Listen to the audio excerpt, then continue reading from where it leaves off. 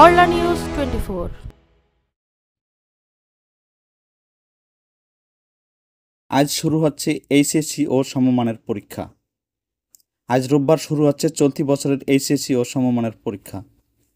এবার 9টি সাধারণ শিক্ষা বোর্ড, কারিগরি শিক্ষা বোর্ড ও মাদ্রাসা শিক্ষা বোর্ডের HSC Alim, HSC BM, BMT, HSC vocational, diploma in commerce পরীক্ষায় মোট পরীক্ষার্থী 14,50,790 জন। এর মধ্যে ছাত্র সংখ্যা 7,50,281 জন এবং ছাত্রী সংখ্যা 7,509 জন। এবার মোট কেন্দ্র 2,725টি ও মোট শিক্ষা প্রতিষ্ঠান 9,463টি। 9টি সাধারণ শিক্ষা বোর্ডে মোট পরীক্ষার্থীর সংখ্যা 11,28,281 জন। এরই মধ্যে ছাত্র সংখ্যা 5,33,680 জন এবং ছাত্রী সংখ্যা 5,94,601 জন। মোট কেন্দ্র 1,566টি এবং মোট শিক্ষা প্রতিষ্ঠান 4,870টি। আলিম পরীক্ষায় এবার পরীক্ষার্থীদের সংখ্যা 88,076 জন। এর মধ্যে ছাত্র সংখ্যা 47,592 জন এবং ছাত্রী সংখ্যা 40,484 জন। মোট কেন্দ্র 452টি এবং মোট শিক্ষা প্রতিষ্ঠান 2,685টি।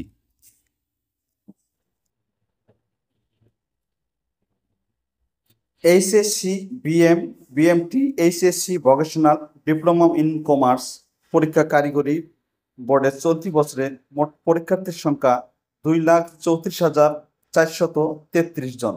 এরই মধ্যে ছাত্র সংখ্যা 1,69,009 জন এবং ছাত্রী সংখ্যা 65,424 জন। মোট কেন্দ্র 707টি এবং শিক্ষা প্রতিষ্ঠান 1,908টি। গত বছরের তুলনায় 2024 সালে চলতি বছরের মোট পরীক্ষার্থীর সংখ্যা বেড়েছে 91,448 জন। মোট শিক্ষা প্রতিষ্ঠান বেড়েছে 294টি। মোট কেন্দ্র বেড়েছে 67টি। এদিকে পরীক্ষা সুচারুভাবে সম্পন্নের লক্ষ্যে কিছু নির্দেশনা দিয়েছে শিক্ষা মন্ত্রণালয়।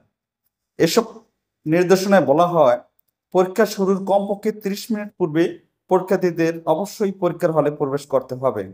অনিবার্য কারণে কোনো পরীক্ষার্থীকে নির্ধারিত সময়ের পরে প্রবেশ করতে দিলে তার নাম, রোল নম্বর, প্রবেশের সময়, বিলম্ব হওয়ার কারণ ইত্যাদি একটি রেজিস্টারে লিখে ওই দিনই সংশ্লিষ্ট শিক্ষা বোর্ডে আবেদন করতে হবে।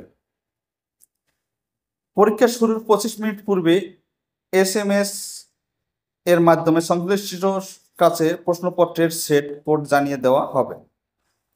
ভারপ্রাপ্ত কর্মকর্তা ছাড়া অন্য কেউ মোবাইল ফোন, ইলেকট্রনিক ডিভাইস নিয়ে কেন্দ্রে প্রবেশ করতে পারবেন না। শুধু ভারপ্রাপ্ত কর্মকর্তা মোবাইল ফোন ব্যবহার করতে পারবেন, তবে ছবি তোলা যায় না এমন মোবাইল ফোন। পরীক্ষা সংশ্লিষ্ট ব্যক্তি যেমন পরীক্ষার্থী, কক্ষ পরিদর্শক, ইনভিজিলেটর, মন্ত্রণালয়ের কেন্দ্র পরিদর্শন টিম, বোর্ডের কেন্দ্র পরিদর্শন টিম, জেলা প্রশাসন ও উপজেলা প্রশাসনের পরিদর্শন টিম, নিরাপত্তার দায়িত্বে নিয়োজিত আইন প্রণয়নকারী সংস্থার সদস্য ছাড়া অন্য কেউ কেন্দ্রে প্রবেশ করতে পারবে না।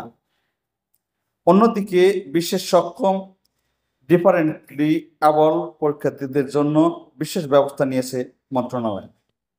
বিশেষ ব্যবস্থা উল্লেখ করা হয়েছে, দৃষ্টি প্রতিবন্ধী, সেরিব্রাল পালসি জনিত প্রতিবন্ধী এবং যাদের হাত নেই এমন প্রতিবন্ধী পরীক্ষার্থী স্ক্রাইব, শ্রুতি লেখক সঙ্গে নিয়ে পরীক্ষায় অংশগ্রহণ করতে পারবে। এ ধরনের পরীক্ষার্থীদের এবং শ্রবণ পরীক্ষার্থীদের জন্য অতিরিক্ত 20 মিনিট বাড়ানো হয়েছে। প্রতিবন্ধী, autistic, down syndrome, cerebral palsy পরীক্ষার্থীদের জন্য অতিরিক্ত 30 মিনিট সময় বাড়ানো সহ শিক্ষক, অভিভাবক বা সাহায্যকারীর বিশেষ সহযোগিতায় দেওয়ার সুযোগ সৃষ্টি করেছে শিক্ষা মন্ত্রণালয়। এইচএসসি ও সমমানের পরীক্ষার রুটিনে জানা যায়, সাধারণ শিক্ষা বোর্ডের তৃতীয় পরীক্ষা আজ থেকে শুরু হয়ে 11ই আগস্ট শেষ হবে। ব্যবহারিক পরীক্ষা 12ই আগস্ট থেকে শুরু হয়ে 21শে আগস্ট শেষ হবে। মাদ্রাসা শিক্ষা বোর্ডের তৃতীয় পরীক্ষা একই দিনে শুরু হয়ে 11ই আগস্ট শেষ হবে।